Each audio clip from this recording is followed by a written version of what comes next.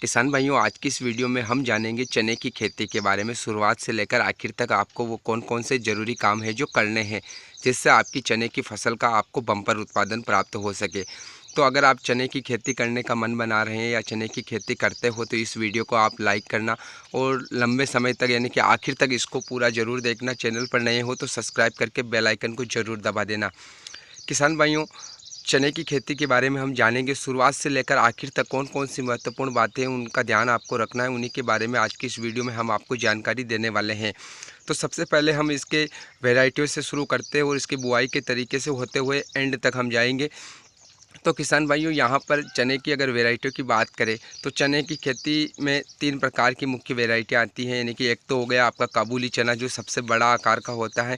दूसरा आ जाता है इसमें मीडियम आकार का, जिसे विशाल चना बोला जाता है। और तीसरा होता है देसी चना, जो बिल्कुल छोटा होता है। तो यहाँ पर किसान भाई जो हैं सबसे ज़्यादा काबुली चने की खेती करते हैं, क्योंकि सबसे ज़्यादा उत्पादन भी इन्हीं का आता है और सबसे ज़्यादा मंडी भाव भी काबुली चने का ही होता है। तो काबुली चने की अगर हम बात करें या दूसरा चना भी अगर आप लगा रहे हो तो आप ध्यान रखिए कि चने की खेती कभी भी सूखे में नहीं की जाती। जो किसान भाई करते हैं उनका जो फीडबैक है उसके अनुसार अगर हम बात करें तो जो भी किसान भाई चने की खेती से बम्पर उत्पादन प्राप्त करना चाहता है वो किसान भाई पहले एक बार खेत की जुताई करे, फिर खेत को पानी लगाए। पानी लगाने के बाद जब 5 से 7 दिन बाद खेत ऊपर की मिट्टी सूख जाती है तो दोबारा से खेत की जुताई की जाती है और पाटा लगाकर खेत को समतल कर लिया जाता है। उसके बाद लगभग 3 से 4 इंच की गहराई पर चने की बोवनी की जाती है मशीन से। उसके बाद जो है उसी नमी में चना उगकर बाहर आ जाता है। यहाँ पर किसान भाई जो है वो बताते हैं कि चने के साथ में वो किसी भी प्रकार के उर्वरकों का उपयोग नहीं करते हैं। ज़रूरत के अनुसार फिर बाद में दिया जाता है स्प्रे के दौरान या छिड़काव विधि से। तो किसान भाइयों, चने की बुआई के साथ में किसी भी प्रकार का उर्वरक आपको काम में नहीं लेना है। उसके बाद जब खेत की नमी में ही चना उग कर बाहर आ जाएगा तो चने की हाइट लगभग 8 से 12 इंच यानी कि 1 फीट की हाइट हो जाएगी। उस टाइम पर चने की फसल को फर्स्ट पानी की आवश्यकता पड़ती है। फर्स्ट पानी में किसान भाई जो है यहाँ पर कुछ यूरिया का उपयोग करते हैं। यूरिया से पौधे की भोजन प्रक्रिया बढ़ती है, पौधे की प्रकाश संश्लेषण की क्रिया अच्छी होती है, तो पौधे की ग्रोथ भी बढ़ती है। किसान भाइयों, यहाँ पर जब पौधा 8 से 10 इंच का होता है तो बहुत सारे किसान भाई अपने जो पौधे होते हैं उनकी कटिंग भी करते हैं। कटिंग करने के भी किसान भाइयों ने अलग अलग प्रकार के जुगाड़ बनाए हुए हैं।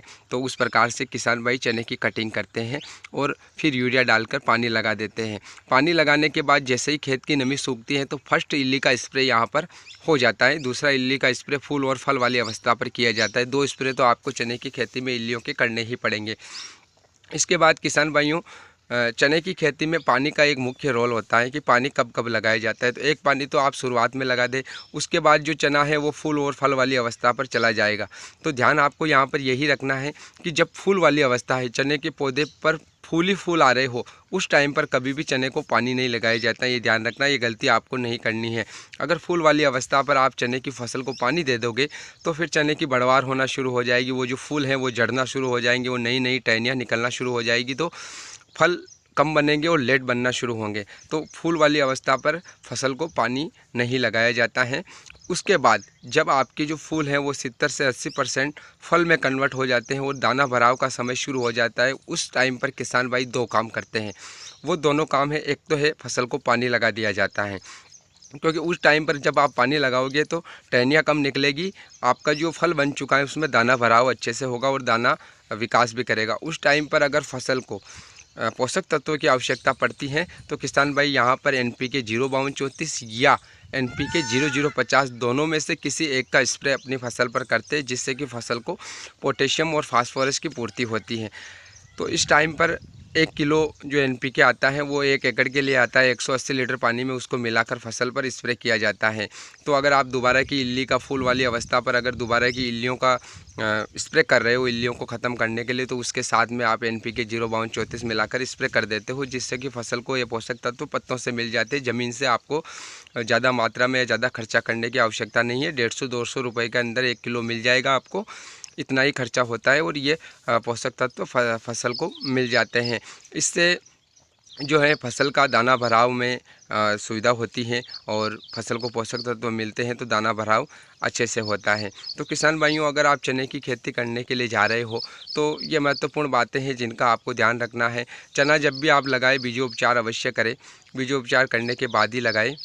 तो किसान भाइयों, उम्मीद करते हैं आपको ये वीडियो ज़रूर पसंद आई होगी। लाइक शेयर सब्सक्राइब जरूर करना। मिलते हैं अगली नई वीडियो में, तब तक के लिए धन्यवाद।